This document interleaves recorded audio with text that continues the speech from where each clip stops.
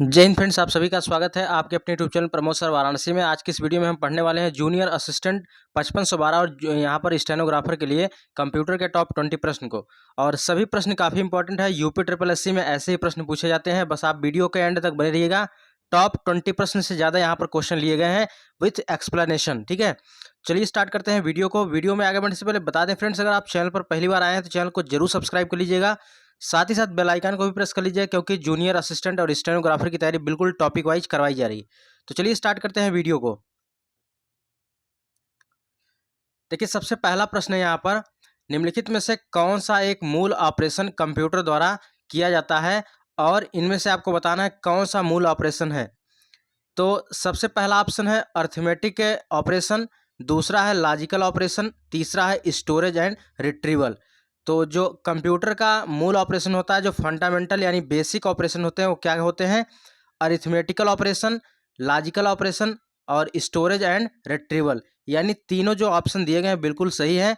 चौथा option all of this दिया गया, यानी सभी कथन बिल्कुल सत्य हैं। राइट आंसर हो जाएगा ऑप्शन नंबर डी। अगले क्वेश्चन पे चलते हैं। अगला प्रश्न है, कह रहा है कि भारत के सबसे युवा एवं पहले multi petaflops super computer Pratyush का प्रयोग किस उद्देश्य के लिए किया गया था? तो प्रत्यूष का उपयोग सबसे पहले किसके लिए किया गया था? यह वेदर फोरकास्टिंग के लिए किया गया था, यानी मौसम के पूर्वानुमान के लिए किया गया था। अब प्रत्यूष से क्या इंपॉर्टेंट फैक्ट्स बन सकते हैं उसको हम देखते हैं, क्योंकि यहाँ से एक्स्ट्रा फैक्ट्स जो होते हैं वो काफ़ी इंपॉर्टेंट होते हैं। तो बात करें प्रत्यूष की, तो प्रत्यूष सुपर कंप्यूटर को Indian institute of tropical metrology के द्वारा बनाया गया। ये इंपॉर्टेंट है, इसको याद रखिएगा। और भारत का यह दूसरा सबसे तेज सुपर कंप्यूटर है। अगर पहले की बात करें तो भारत का सबसे तेज सुपर कंप्यूटर कौन सा है? परम सिद्धि है, जिसको 78वीं रैंक प्राप्त हुआ था, और जापान के फुगाकू को प्रथम स्थान प्राप्त हुआ था। याद रखिएगा। तो प्रत्यूष का प्रयोग किस उद्देश्य के लिए किया गया था? तो वेदर फोरकास्टिंग यानी मौसम के पूर्वानुमान के लिए किया गया था।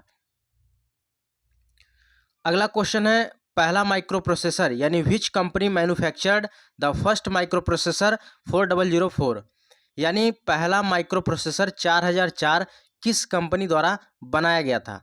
इसका राइट आंसर होगा option number B, Intel corporation के द्वारा बनाया गया था। किसके द्वारा? इंटेल कॉरपोरेशन के द्वारा बनाया गया। इंपॉर्टेंट प्रश्न है, पूछा जा चुका है। पहला माइक्रो प्रोसेसर 4004 इंटेल कंपनी के द्वारा बनाया गया था। इस प्रोसेसर का आविष्कार 1969 में हुआ था। इस डेट को याद रखिएगा, ठीक है। इस प्रोसेसर का आविष्कार 1969 में हुआ था।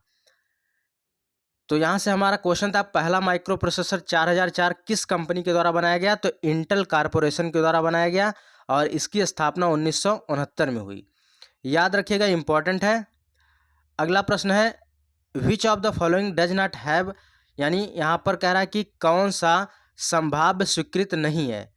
चलिए, यहाँ पर संभाव्य स्वीकृत के बारे में कह रहा है, कौन सा संभाव्य स्वीकृत नहीं है?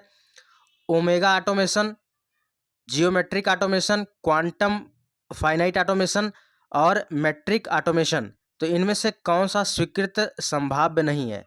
तो इसका राइट आंसर हो जाएगा option number A, omega automation. Omega automation संभाव्य स्वीकृत नहीं है। और बाकी जो नीचे तीन दिए गए हैं, जियोमेट्रिक ऑटोमेशन, क्वांटम ऑटोमेशन और मौद्रिक ऑटोमेशन, बिल्कुल यहाँ पर सही दिए गए हैं। तो इसके बारे में थोड़ा सा डिटेल देख लेते हैं। तो ओमेगा ऑटोमेशन संभाव्य स्वीकृत में नहीं आता है। ओमेगा ऑटोमेशन फाइनाइट ऑटोमेटा का एक जो रूपांतर है, फॉर्मेशन है, और जो इनपुट के रूप में परिमित के बजाय अनंत पर चलता है। चूँकि ऑटोमेटा बंद नहीं होता, इसलिए उनके पास स्वीकार करने के लिए जो है स्टेट के एक सेट के बजाय कई तरह की स्वीकृत शर्तें होती हैं। इसी की वजह से यहाँ पर ओमेगा ऑटोमेशन संभाव्य स्वीकृत नहीं है। अगला क्वेश्चन है, कह रहा है कि कौन सा प्रोग्रामिंग लैंग्वेज एआई यानी आर्टिफिशियल इंटेलिजेंस डेवलपमेंट से संबंधित है? तो चलिए, यहाँ पर राइट आंसर क्या होगा? कौन सा प्रोग्रामिंग लैंग्वेज एआई अर्थात आर्टिफिशियल इंटेलिजेंस डेवलपमेंट से संबंधित है? तो प्रोलाग लैंग्वेज, यानी प्रोलाग जो भाषा है एआई डेवलपमेंट से संबंधित यह लैंग्वेज है, प्रोलाग लैंग्वेज। तो राइट आंसर हो जाएगा ऑप्शन नंबर डी। अगला क्वेश्चन है, कंप्यूटर में एआई का अर्थ क्या होता है? कंप्यूटर में एआई का अर्थ क्या होता है? अभी हमने ऊपर पढ़ा, एआई का मतलब होता है आर्टिफिशियल इंटेलिजेंस होता है, यानी right answer option number C होगा, आर्टिफिशियल इंटेलिजेंस। अगला प्रश्न है, निम्नलिखित में से कौन इंटरनेट ऑफ थिंग्स की विशेषता है? इंटरनेट ऑफ थिंग्स की विशेषता कौन सी है आपको बताना है।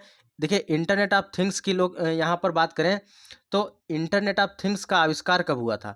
तो इंटरनेट ऑफ थिंग्स का आविष्कार 1999 में हुआ था। और इसके आविष्कारक कौन थे? यानी इंटरनेट ऑफ थिंग्स या आईओटी शब्द का पहली बार प्रयोग किसने किया था?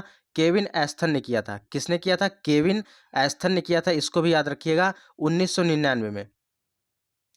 इंटरनेट ऑफ थिंग्स करता क्या है? जो भी आपके डिजिटल उपकरण होते हैं उसको इंटरनेट के माध्यम से जोड़ देता है। जो भी आपके पास उपकरण होते हैं, जो भी आपके पास डिवाइसें होती हैं, अगर वह इंटरनेट के माध्यम से कनेक्ट कर दी जाए तो वह इंटरनेट ऑफ थिंग्स का सबसे बेस्ट एग्जाम्पल की बात करें तो आपकी जो स्मार्ट वॉच आजकल आ रही हैं वह इंटरनेट ऑफ थिंग्स का सबसे बेस्ट उदाहरण है।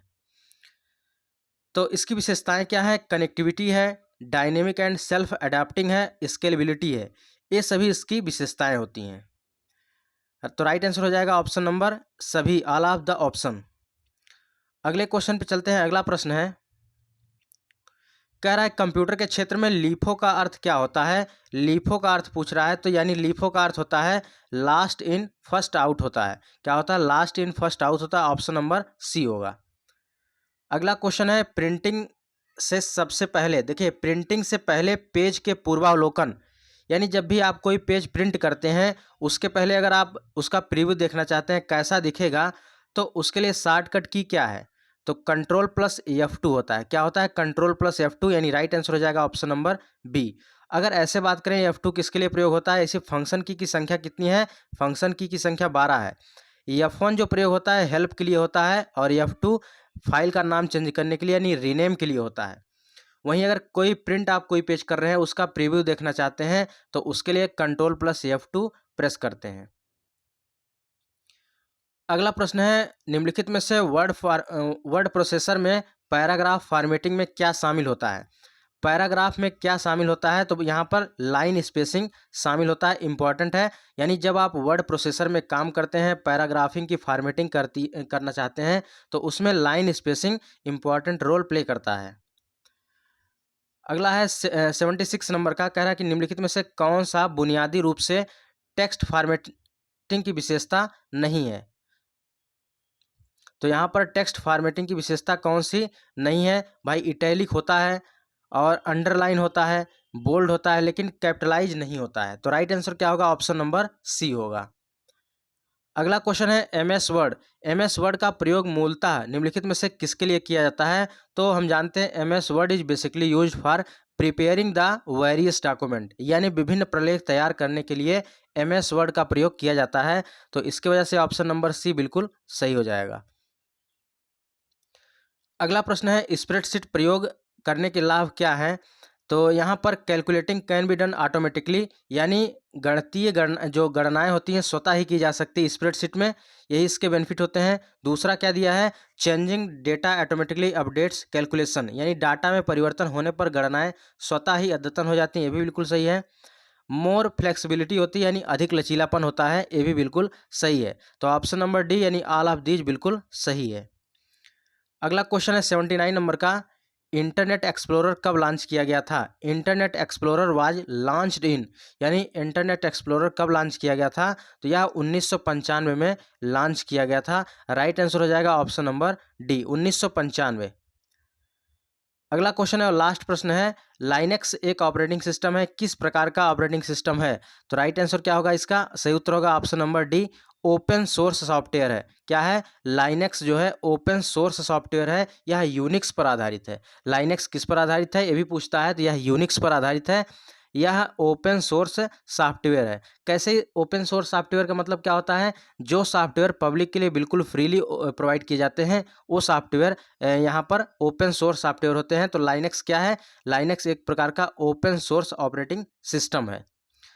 और फ्रेंड्स इसके आंसर की बात करें तो आंसर इसका नीचे दिया गया है, और इसका अगर PDF लेना चाहते हैं तो वीडियो के डिस्क्रिप्शन बॉक्स में टेलीग्राम का लिंक दिया गया, टेलीग्राम का लिंक ज्वाइन कर लीजिए। और साथ ही साथ व्हाट्सएप ग्रुप का लिंक दिया गया, व्हाट्सएप ग्रुप को भी ज्वाइन कर लीजिए। जो भी अपडेट होती है सबसे पहले उस पर अपडेट आपको बता दिया जाता है, अगली वीडियो कौन सी आने वाली, बाकी और चीज़ें जो होती हैं उसको अपडेट कर दिया जाता है। ठीक है। तो डिस्क्रिप्शन बॉक्स में टेलीग्राम का लिंक दिया गया है, ज्वाइन कर लीजिए। वीडियो कैसी लगी कमेंट बॉक्स में जरूर बताएं। वीडियो को ज़्यादा से ज़्यादा शेयर करें, ठीक है, ताकि और लोग के पास वीडियो पहुंच सके। तो फ्रेंड्स मिलते हैं नेक्स्ट वीडियो में, तब तक के लिए जय हिंद, वंदे मातरम।